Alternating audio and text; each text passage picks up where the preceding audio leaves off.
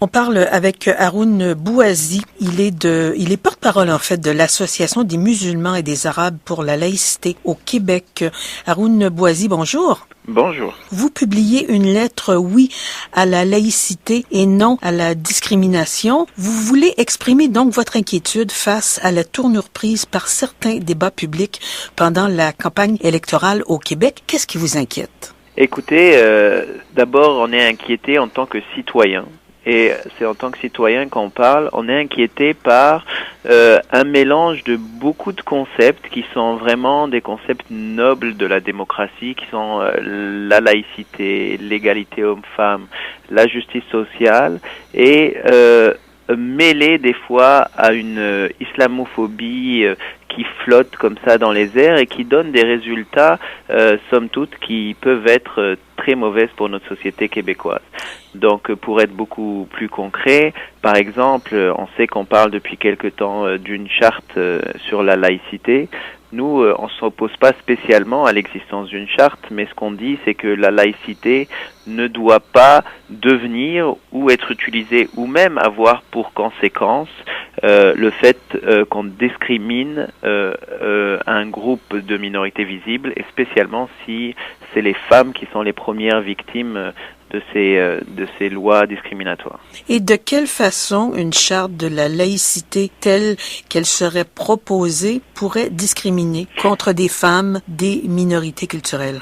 Donc, ce qu'on dit, c'est que ce qui a l'air d'exister dans cette charte, évidemment, le discours politique peut être assez changeant suivant les personnes à qui on s'adresse, mais ce qu'il y a dans le charge du Parti québécois, par exemple, en ce moment, c'est que les femmes qui travaillent pour le service public, voire même parapublic, donc on parle aussi de l'éducation et de la santé, ne pourront pas se cacher les cheveux par un hijab ou un mouchoir tout simplement, et que pour continuer à travailler pour le service public, pour servir les institutions de l'État, ils devront se défaire de ce signe religieux.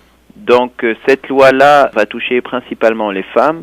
Elle est aussi adressée d'ailleurs au kippa pour les hommes juifs et puis au turban pour les sikhs.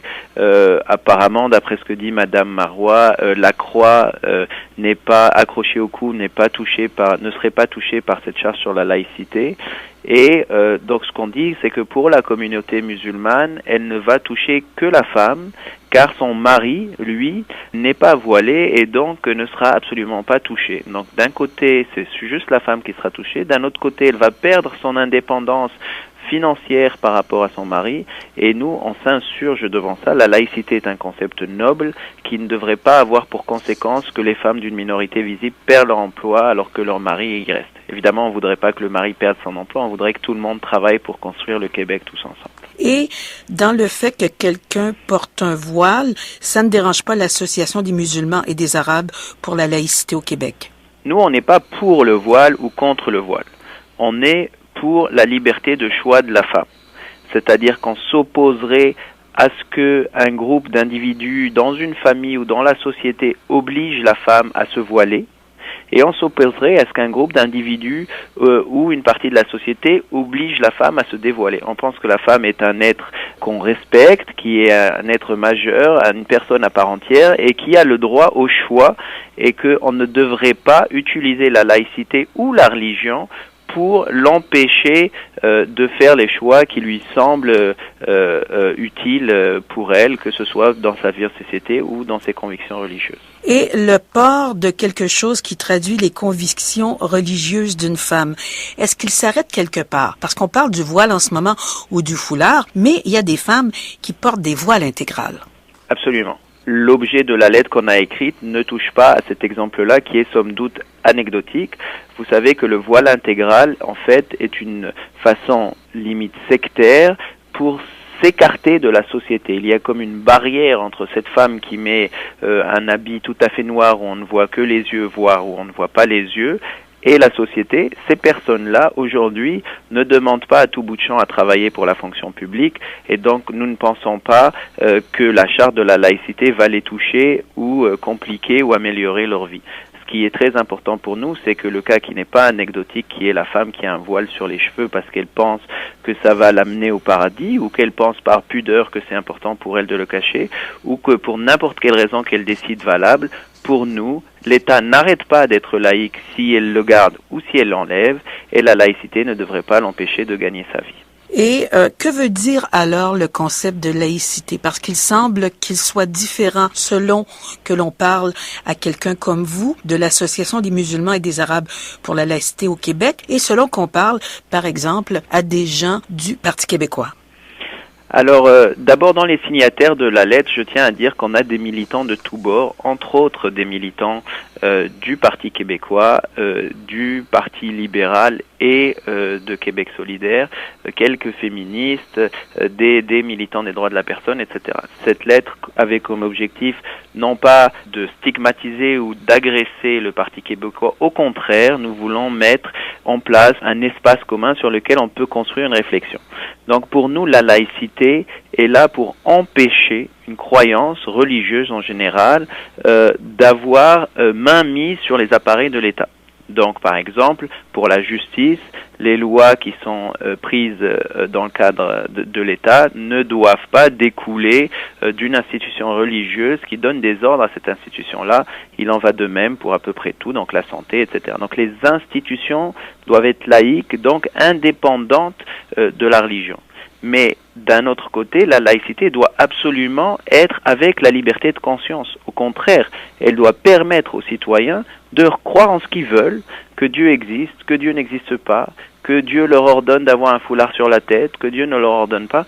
L'État laïque est justement là pour qu'on arrive à vivre tous ensemble et qu'aucun groupe ne décide pour les autres et ne prennent les appareils de l'État pour faire vivre quelque chose à un autre groupe dans la société. Et donc on dit que l'État doit être laïque, les gens ne peuvent pas être laïcs, ils sont ou athées ou religieux, mais seules les institutions sont laïques et la laïcité vient protéger les citoyens là-dedans et bien sûr on inclut les citoyens qui travaillent pour l'État, donc les fonctionnaires. Votre association n'existe que depuis quelque temps. Pourquoi c'était important pour vous cette sortie? Écoutez, moi je vais parler en tant que Tunisien et Français et Québécois. Cette lettre-là, je l'ai écrite en tant que Québécois parce que j'aime beaucoup le Québec, mais je connais bien la situation de la France, par exemple. Or, en France, on a une situation qui est un peu similaire au Québec, mais il y a 50 ans, on avait une immigration qui ressemble un peu à celle qu'on a ici au Québec, même si celle qui vient au Québec est beaucoup plus instruite, qui est une immigration de gens qui veulent travailler, qui veulent s'intégrer, qui veulent construire le Québec de demain, qui veulent absolument que leurs enfants aillent à l'école, qui font le suivi. C'est une qui fait pas de bruit, qui n'est ni dans les gangs de rue, ni dans les mafias, etc. C'est vraiment un groupe qui ne rêve que de participer à la construction de ce Québec. Or, en France, pendant longtemps, on les a stigmatisés, on les a vus comme un problème, on leur a parlé d'intégration à tour de rôle, etc.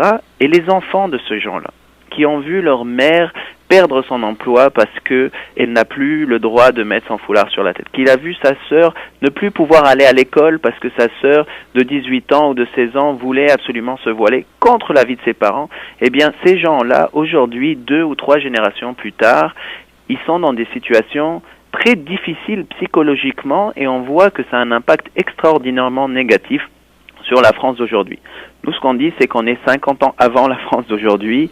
Il faut absolument pas glisser vers la stigmatisation des musulmans et des arabes. Il faut absolument pas glisser vers l'acceptation de la discrimination au nom d'une laïcité qui, à nos yeux, est totalement distorsionnée.